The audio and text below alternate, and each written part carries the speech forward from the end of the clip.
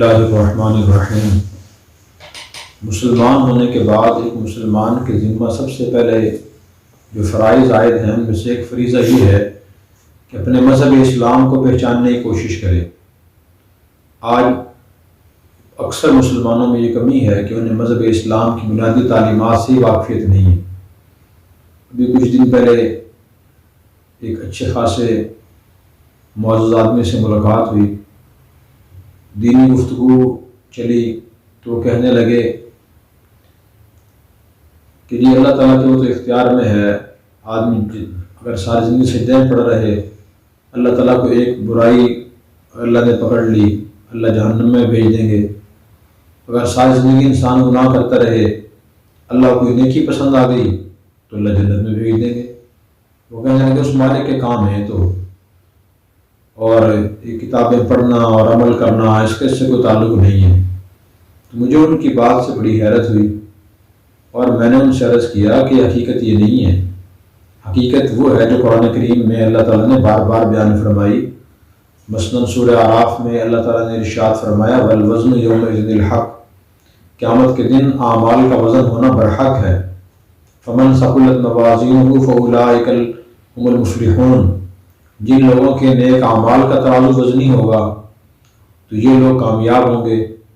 ومن خفت موازینہ فاولئک الذین خسروا انفسهم، اور جن لوگوں کے نیک اعمال کے ترازو ہلکے ہوں گے تو وہ لوگ ناکام ہوں گے۔ تو اللہ تعالیٰ قیامت کے دن برائیوں اور اچھائیوں کا، نیکیوں کا اور گناہوں کا وزن فرمائیں گے۔ اگر نیکیاں زیادہ ہوئیں تو اللہ کے اس قانون کے مطابق وہ آدمی مسلمان جنت کا مستحق ہوگا۔ اگر گناہ زیادہ ہوئے تو وہ جہنم میں جائے گا۔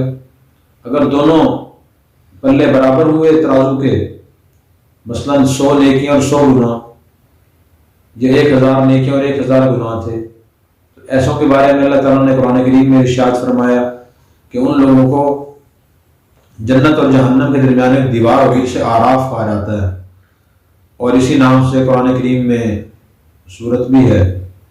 تو ان کو وہاں کھڑا کیا جائے گا، ان کو جنت کی طرف سے خوشبوئیں، اچھے مناظر نظر آئیں گے اور ٹھنڈی ہوائیں لگیں گی، اور جہنم میں برے مناظر نظر آئیں گے اور گرم ہوائیں، بدبوئیں آتی رہیں گی۔ تو یہ ایک طرح سے بھی ان کی سزا ہوگی۔ کچھ عرصہ سزا پانے کے بعد اللہ تعالیٰ کو جنت میں بھیج دیں گے۔ میں نے کہا کہ دیکھیں یہ اصل معیار ہے۔ اور جس شخص کی یہ ذہنیت ہے جو اس شخص نے بیان کی ہے کہ بس تو اللہ کے اختیار میں ہے اور اللہ تعالیٰ نے کوئی ضابطہ اصول اس بارے میں بنایا ہی نہیں، تو کیا وہ شخص دین سیکھے گا، فرائض کو ادا کرنے کی کوشش کرے گا؟ جب بھی اس سے فرائض کی ادائیگی تلقین کی جائے گی کہ نہیں جی کوئی ضروری نہیں ہے، شاید اللہ قبول نہ کریں، وہ کسی گناہ سے بچنے کی کوشش نہیں کرے گا۔ یدی گناہ کر بھی لوں تو کوئی مسئلہ نہیں، اللہ تعالیٰ معاف کر دیں گے۔ تو ہمیں دین اسلام کو پہچاننا ضروری ہے، اللہ کے قوانین کو پہچاننا ضروری ہے۔ بے شک اللہ تعالیٰ اپنی رحمت سے ہی مسلمانوں کو جنت میں بھیجیں گے، لیکن اعمال کا اس میں بڑا دخل ہے۔ اور قرآن کریم کی بہت سی آیات میں اللہ تعالیٰ نے بار بار یہ بات بیان فرمائی ہے۔ فَأَمَّا مَنْ آمَنَ وَعَمِلَ صَالِحًا فَلَهُ جَزَاءُ الْحُسْنَى، جو لوگ ایمان لے کر آئیں گے اور نیک اعمال کریں گے تو ان کا بدلہ جنت ہوگی۔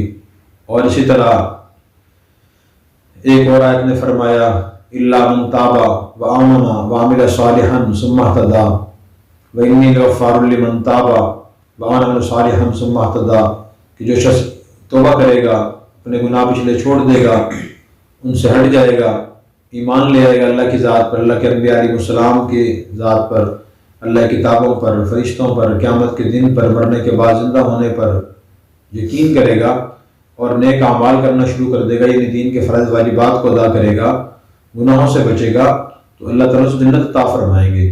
اس لیے یہ اصل معیار ہے۔ ہمیں بہت انتہاؤں پہ نہیں چلے جانا چاہیے۔ رحمت، اللہ کی رحمت سے ہی سارے کام ہوں گے، لیکن اس کا مطلب یہ بھی نہیں کہ انسان فرائض کو نہ پہچانے، عمل ہی نہ کرے، گناہوں سے پرہیزی نہ کرے۔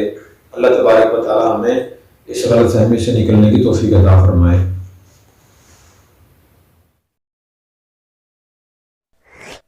Subscribe now and press the bell icon. Never miss an update.